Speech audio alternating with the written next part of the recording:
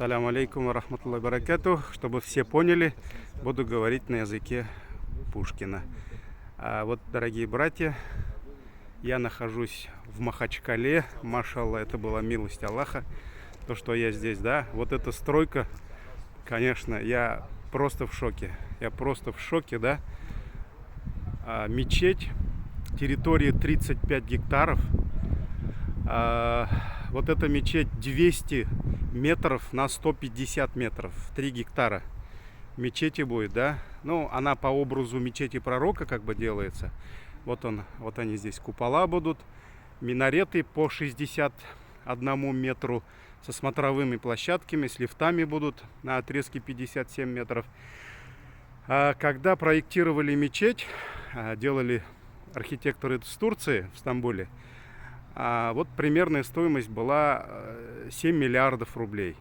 Но с учетом того, что сейчас все подорожало, наверное, полные 15 миллиардов. Вот это рублей. Стройка, конечно, просто супер.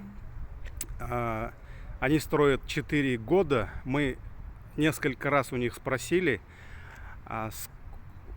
кто у них якорный инвестор, как сейчас принято говорить, да?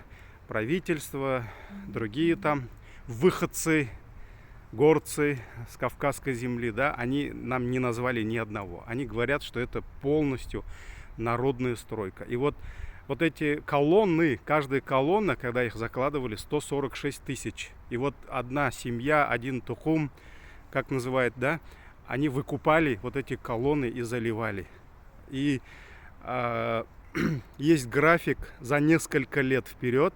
С каждого района на автобусах приезжают жители деревень, сел, их имамы там их собирают, они приезжают сюда на несколько дней и бесплатно здесь работают. Я не знаю, конечно, как правила безопасности все соблюдают, но есть, наверное, люди ответственные.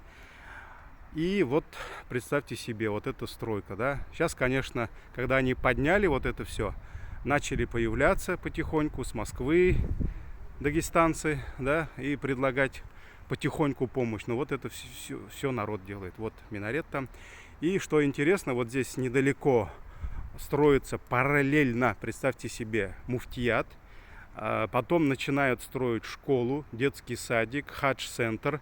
И вот там, если вот сейчас я показываю на вход, выход, там дальше Каспий. И 1300 метров они посадили аллею, 3000 с чем-то деревьев, назвали аллеей медиков, которые погибли во время пандемии, во время службы людям, да. И дальше построили там, наверное, минимум 5 звезд, да, отель. Строят тоже, чтобы содержать вот эту мечеть. Есть еще смотровая площадка. Вот сегодня только раз, два, три, 4 здания строятся параллельно. А потом еще следующие начнут школы, садики строить. Просто вот пусть Аллах даст баракет этим землям, да. Ну, без татарлар булдырабыз, конечно, но нам здесь есть чему поучиться.